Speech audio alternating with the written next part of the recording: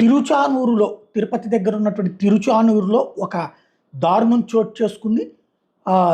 అక్కడ వారాహి అమ్మవారి గుడిని రాత్రికి రాత్రే నేలమట్టం చేశారట.